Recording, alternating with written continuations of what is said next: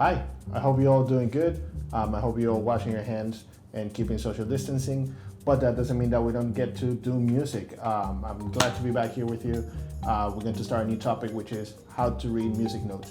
Before we start, today's objective is I can identify treble, clef, line notes. And this is something very important to understand because now we're going to start using very defined music vocabulary. So there's about 3 or 4 words that we're going to start talking today. So here's the first one. The first one is staff. What is a staff? S-T-A-F-F. The staff is a set of 5 lines and 4 spaces where you write music. And it's literally that. 1, 2, 3, 4, 5. And if you look at your hand, it's pretty much the same idea. 1, 2, 3, 4, 5, 5 lines and 4 spaces. Now, in the objective, I use the word treble clef.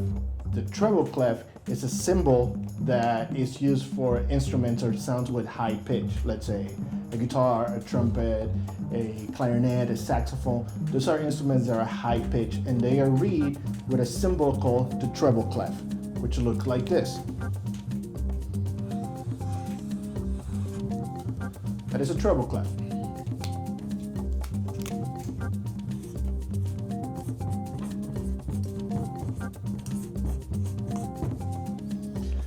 Now, like I said in the objective, today we're going to focus on the lines. So these are the lines, to be precise, because we have lines, 1, 2, 3, 4, 5, and we have spaces. And the spaces is what is in between the lines. So today, we're going to focus on the lines. Look down in the description and also from the assignment tab where to find the document that you're going to need for this, because you have to do some practice. So in the documents that we're going to work on, you're going to work on some exercises. But before we get there, let's talk about the lines.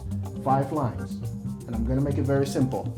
The first line, no matter what symbol you see here, it could be this, it could be filled in, it can have like a stick. We're going to talk about those later. What matters is where the circle is at. So this first line will always read the note E. The second line will be the note G, B, D,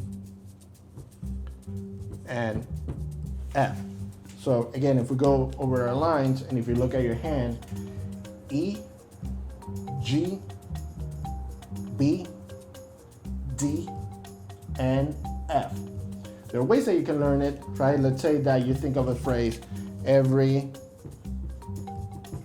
good boy deserve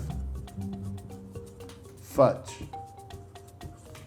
right? Or every good boy does fine. There are many, many different ways that you can memorize it, but as long as you remember E, G, B, D, F.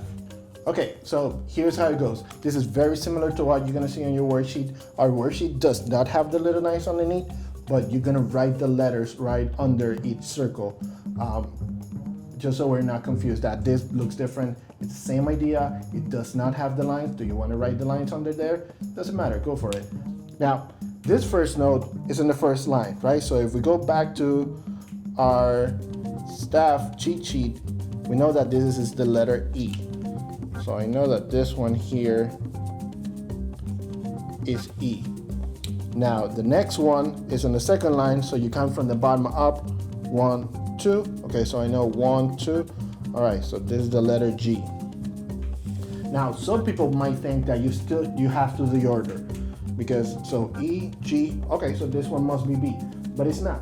Again, it's not about the order. It's about where is it located. So it is back on the first line, which means that is E. And it's very easy to double check, right? It is in the same place, therefore it is the same note.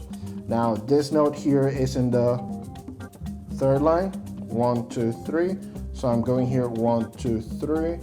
Okay, so I know it's the letter B. The next one, then you come from the bottom up, 1, 2, 3, 4. Okay, 1, 2, 3, 4. Okay, I know it's the note D.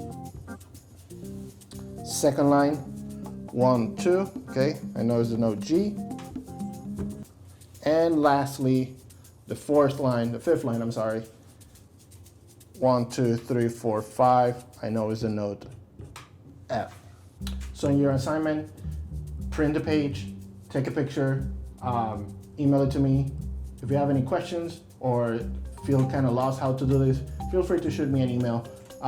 We can also set some Zoom calls or Google Hangout calls.